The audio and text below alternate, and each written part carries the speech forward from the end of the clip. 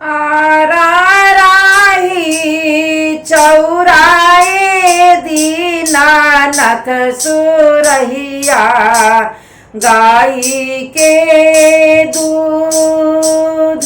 आराराही चौराए दीनानाथ सुरहिया गाई के दूध।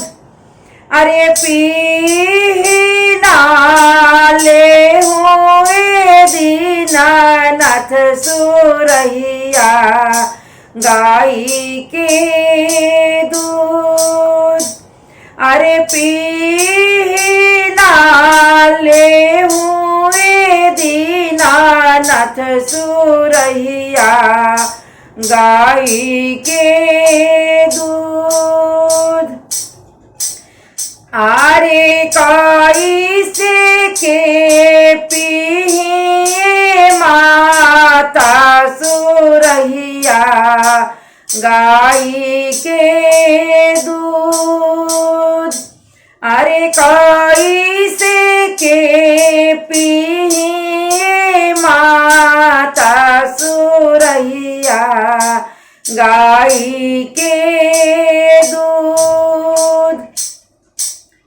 अरे दुआरे पर देखूं माता बजनिया बड़ी रे ठाड़। अरे दुआरे पर देखूं माता बजनिया बड़ी हो ठाड़। अरे कोई से के पिए माता सुरहिया गाई के दूध। अरे कोई से के पिए माता सुरहिया गाई के दूध। अरे दुआरे पर देखूं माता कोढ़िया बड़े हो ठाड़। अरे दुआरे पर देखूं माता कोढ़िया बड़े हो ठाड़। अरे आराराही चौराए छठी मैया सुरहिया गाई के दूध। अरे आराराही चौराए दीनानाथ सुरहिया गाई के दूध। अरे पीना ले हुए दीनानाथ सुरहिया गाई के दूध। अरे पीना ले हुए दीनानाथ सुरहिया गाई के दूध। अरे कोई से के पिए माता सुरहिया गाई के दूध।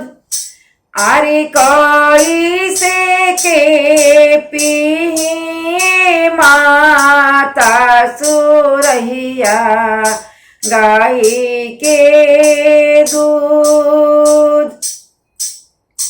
अरे दुआरे पर देखूं माता अनहरा बड़े हो ठाड़।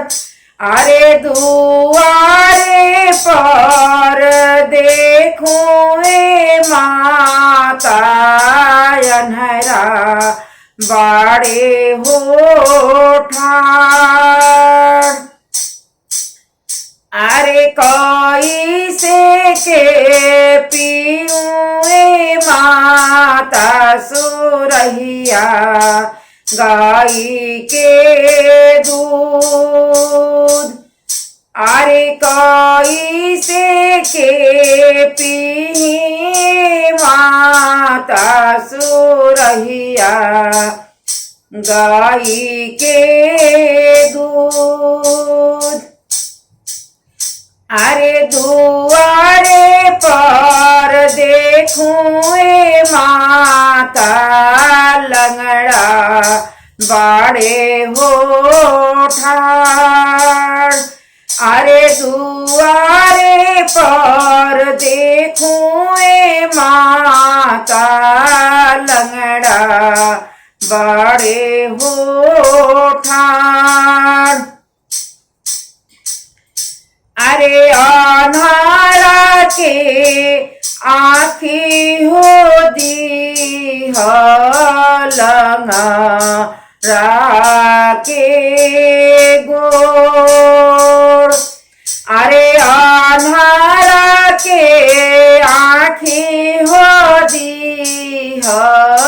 लंगड़ा के गोड़। अरे निराधन के माया हो दी हो कोढ़ी या के काया। अरे निराधन के माया हो दी हो कोढ़ी या के काया। अरे बाजिन के बल का हो दी हर हंसी घरवा हो जाय।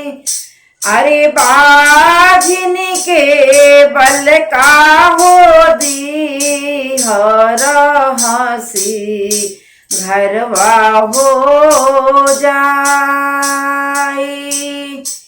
अरे और राही चौराई दीनानाथ सुरहिया गाई के दूध। अरे और राही चौरा छठिया मैया सुरहिया गाई के दूध।